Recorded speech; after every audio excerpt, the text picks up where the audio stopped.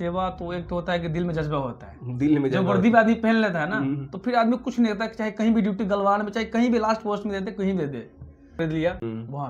वहाँ पे अगर ऐसे हम मैकेनिक ड्यूटी कर रहे हैं, इंजीनियर पद पे वहाँ पे, तो वहाँ पे अगर हम गाड़ियों के जैसे काम करते हैं, वर्क करते हैं ना, जैसे हमारा ग्लव्स से काम नहीं होता है, तो वहाँ पे एक रूल है कि अगर ग्लव्स निकाल के अगर काम कर रहे हैं ना और कहीं पे भी बर्फ लग गया, अगर मान के चलिए मेरे उंगली के लास्ट छोर पे अगर बर्फ लग गया तो यहाँ से उंगली को काटना पड़ेगा।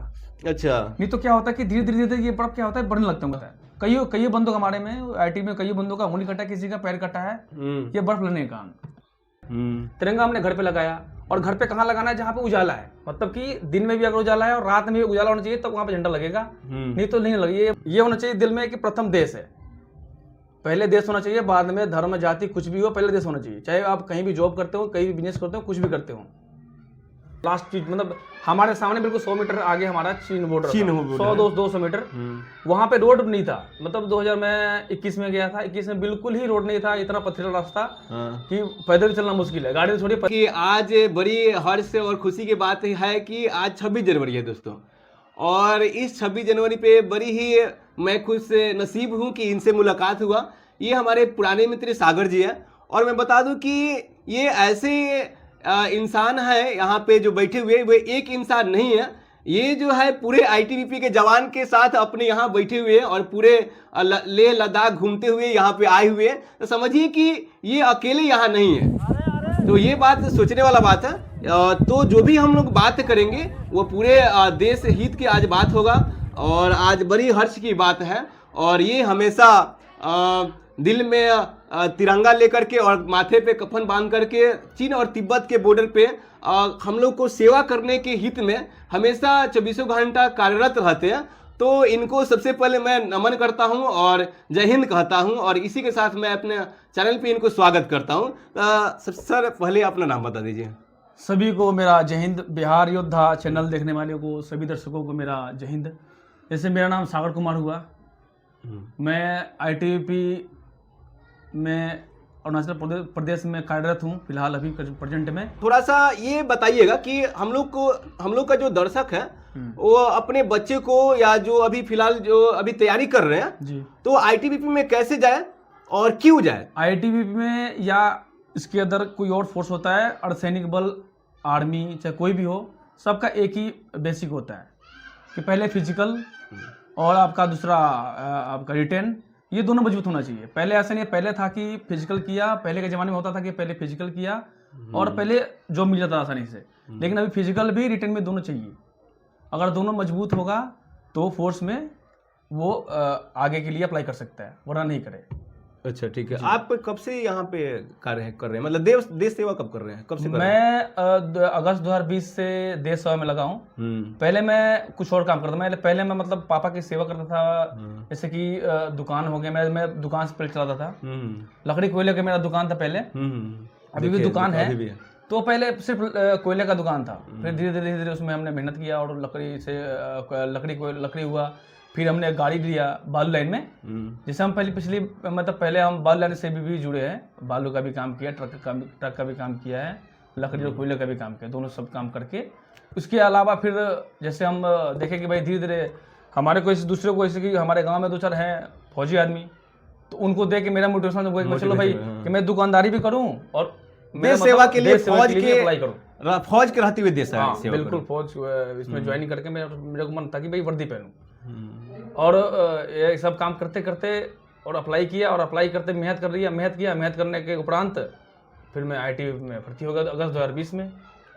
तो कुल मिले कहा जाए दोस्तों, तो इन्होंने अपने से जो सीनियर लोग थे उनको देखी, तैयारी की और जॉब हो भी गया, और आज इनको देख करके बहुत सारे लोग जॉब ले रहे हैं आईटीबीपी में। मैं कुछ नहीं बोलूंगा, आप खुद बता दीजिए। आप ही के घर में, सागर जी के घर में अगर मैं देखूं तो 3 लोगों का अभी जस्ट जॉब हुआ है, उनको मैं आने वाले वीडियो में हो सकता हूं मैं दिखाऊं। तो कहीं नहीं कहीं देख करके भी लोग बहुत सीखता है, और ये कार्य हमेशा निरंतर होना चाहिए, बिल्कुल होना चाहिए। जी। और ये एक अच्छी बात है।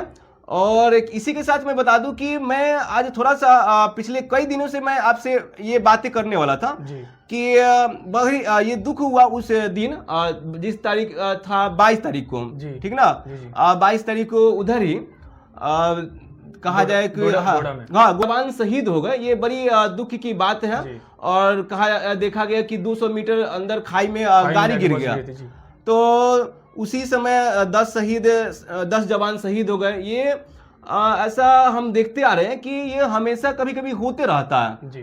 तो हम आपसे पूछना चाहते हैं कि उस एरिया में आप जॉब किए हैं या ड्यूटी की है ना? जी जी बिल्कुल किए हैं। तो कितना खतरनाक होता है?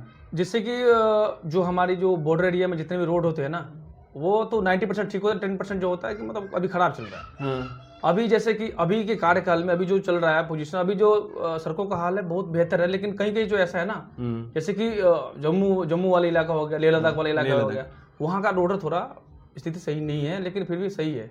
लेकिन जहाँ जहाँ सही नहीं है ना, वहाँ मतलब गाड़ी के कंडीशन के चलते वो दुर्घटनाग्रस्त हो रही है। हाँ, तो अगर जो वो 10% भी अगर ठीक नहीं है तो उसको भी ठीक करने का मतलब कि गवर्नमेंट लगातार प्रयास कर रही है। हाँ। जो जैसे हमारी जैसी ड्यूटी थी ना लेह लद्दाख सबसे लास्ट पोस्ट पे, लास्ट पोस्ट में, हाँ मतलब लास्ट चीज मतलब हमारे सामने बिल्कुल 100 मीटर आगे हमारा चीन बॉर्डर, 100-200 मीटर वहाँ पे रोड नहीं था। मतलब 2021 में गया था, 21 में बिल्कुल ही रोड नहीं था, इतना पथरीला रास्ता कि पैदल चलना मुश्किल है, गाड़ी छोड़िए पैदल चलना मुश्किल है। वहाँ पे रास्ता अभी भी मतलब समझ लीजिए कि बिल्कुल 1 नंबर रोड बन गया, वहाँ पे कोई दिक्कत नहीं। हाँ, तो ये अच्छा बात है। अच्छा, एक और बात है कि इसमें ये घटनाएं जो होती रहती है बड़ा हमें कष्ट देता है, बड़ा दुख देता है। तो इस तरह का भविष्य में बिल्कुल ना ही होना चाहिए। और ये तो बड़ी दुख की बात है। तो फिलहाल उनके लिए क्या कहा जाए, उनके लिए एक नमन रहेगा और एक शोक रहेगा, और आशा रहेगा कि ऐसा फिर कभी हो ना भविष्य में। इसी के साथ मैं अपने आपसे थोड़ा सा ये जानना चाहता हूँ कि आज के अगर लोग देश सेवा करने के लिए, सभी लोग तो सैनिक में नहीं जा सकते, लोग आम इंसान, आम जनता घर पे ही रह करके देश सेवा कैसे करें, कुछ उसका नियम बता दीजिए। वो भी देश सेवा के अंतर्गत आता होगा, ये जरूरी नहीं है कि हाँ सभी लोग सैनिक में ही गए। बिल्कुल बिल्कुल। तो वो कैसे करे कि देश सेवा कहलाएगा? देश सेवा आप ऐसे भी कर सकते हैं, बिजनेस करके भी कर सकते हैं, या सिविल जॉब मिलता है उसमें भी रह कर सकते हैं, लेकिन करना है ईमानदारी से। जैसे कि मैं आज ब्लॉक में भर्ती हो गया, सदर ब्लॉक में, चाहे कहीं भी ब्लॉक में भर्ती हो गया, तो वहाँ पे कोई भी गरीब दुबका चाहे कोई भी आदमी उसको मतलब परेशान नहीं करना है। वो आए तो उसका प्रॉपर ईमानदारी से काम करना है, उसको दोहराना नहीं है। और प्लस आप ब्लॉक में नहीं है चाहिए, और कहीं भर्ती हो, चाहे आप सिविल पुलिस में हो, चाहे आप बिजनेस कर रहे हो, बिजनेस में भी कर रहे हो, तो वहाँ पे समाज सेवा, देश सेवा कर सकते हैं, ऐसी कोई बात नहीं है। लेकिन ये होना चाहिए दिल में कि प्रथम देश है, पहले देश होना चाहिए, बाद में धर्म जाति कुछ भी हो, पहले देश होना चाहिए। चाहे आप कहीं भी जॉब करते हो, कहीं भी बिजनेस करते हो, कुछ भी करते हो। देश सेवा। कुछ दिन पहले मैं देखा था इसमें कि एक झंडा गिर गया था।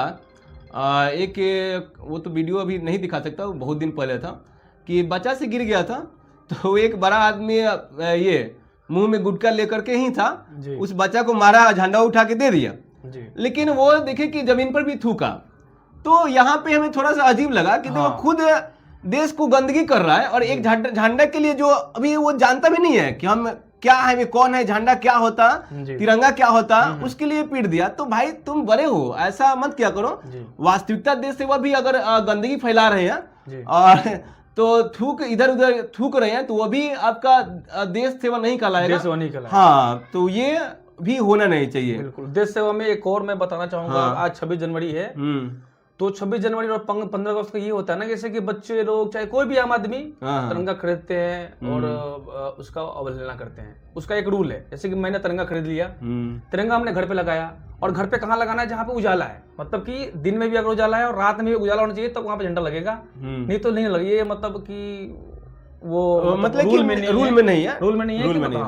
और झंडा जैसे कि 26 जनवरी 15 अगस्त हो गया, तो देखते होंगे कि जैसे बच्चा लोग घूमते हैं, झंडा लेके दौड़ते हैं, जब कुछ जाते हैं, और झंडा क्या करते हैं, घुमाते हैं और फिर कूड़े में चाहे कहीं भी डाल देते हैं। आप देखिए 15 अगस्त और 26 जनवरी सबसे ज्यादा रोड के किनारे तिरंगा होता है। ये हमारे को बहुत दुख होता है कि जैसे आदमी जैसे कोई एजुकेटेड आदमी भी देखता है, तिरंगा गिरा हुआ कुछ उठाता कुछ नहीं है, उसकी रिस्पेक्ट नहीं करता। तो ये आप लोगों से विनती है, मेरा नम्र निवेदन है कि कहीं भी आपको रोड के किनारे का झंडा दिखे, चाहे किसी से मिस्टेक से गिर जाए, तो उसको प्रॉपर डिसिप्लिन के साथ उठाएं और अपने घर ले जाएं उस झंडे को।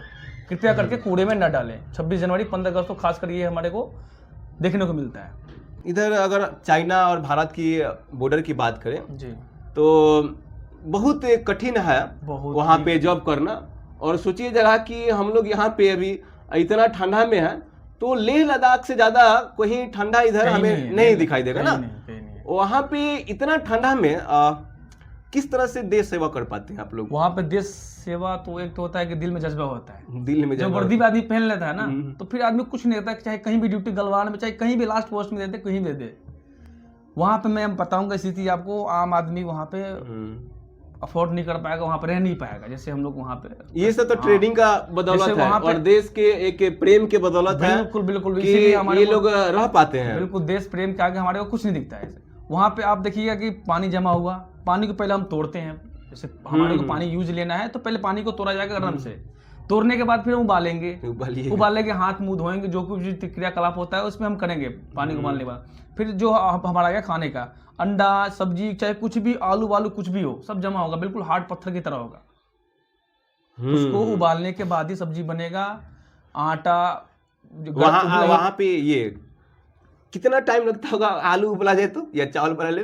उबालने में बहुत समय लगता है, उसमें समझ लीजिए कि बहुत समय लगता है बनाने में। सब कुछ समझ लीजिए कि जमा होता है, टोटल पानी से लेकर सब्जी से लेकर अंडा से लेकर सब कुछ जमा होता है।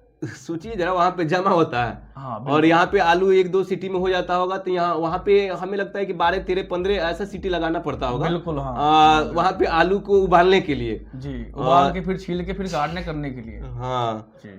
तो सोचिए जरा कि वहाँ पे एक निर्जीव वस्तु का ये हाल है, मतलब अंडा का और ये आपका आलू का, सब्जी का, पानी का, तो एक सेना का अगर ये बॉडी का स्थिति देखा जाए तो क्या होता होगा, या अपना थोड़ा सा फील कीजिएगा, थोड़ा सा भी अगर टेम्परेचर डाउन होता है कितना ज़्यादा आपको नुकसान होता होगा। और सोचिए जरा कि लेह लद्दाख में ड्यूटी करना कहीं ना कहीं एक जज्बा होता और एक भारत के हित में प्रेम होता। बिना प्रेम का ये हो तो नहीं सकता, नहीं संभव ही नहीं है। मैं बताना चाहूंगा जैसे कि हमारे यहाँ लेह लद्दाख में -35 -40 डिग्री का टेम्परेचर चला जाता है। वहाँ पे अगर ऐसे हम मैकेनिक ड्यूटी कर रहे हैं, इंजीनियर पद पे वहाँ पे, तो वहाँ पे अगर हम गाड़ियों के जैसे काम करते हैं, वर्क करते हैं ना, जैसे हमारा ग्लव्स से काम नहीं होता है, तो वहाँ पे एक रूल है कि अगर ग्लव्स निकाल के अगर काम कर रहे हैं ना, और कहीं पे भी बर्फ लग गया, अगर मान के चलिए मेरे उंगली के लास्ट छोर पे अगर बर्फ लग गया, तो यहाँ से उंगली को काटना पड़ेगा। अच्छा, नहीं तो क्या होता है कि धीरे धीरे ये बर्फ क्या होता है, बढ़ने लगता है उंगली को, मतलब ब्लड को भी टेम्परेचर डाउन करके नुकसान कर देगा ना, बहुत ज्यादा नुकसान करता है। कई बंदों हमारे में आईटी में कई बंदों का उंगली कटा, किसी का पैर कटा है, ये बर्फ लगने के कारण, बर्फ बनने के कारण ना, बर्फ अंदर बन जाता है। तो बहुत ही सेफ्टी से रहना पड़ता जी। और इसके बारे में क्या कहा जाए, तो लेह लद्दाख में ड्यूटी करना इतना आसान बात नहीं है, इतना आसान चीज़ नहीं होता।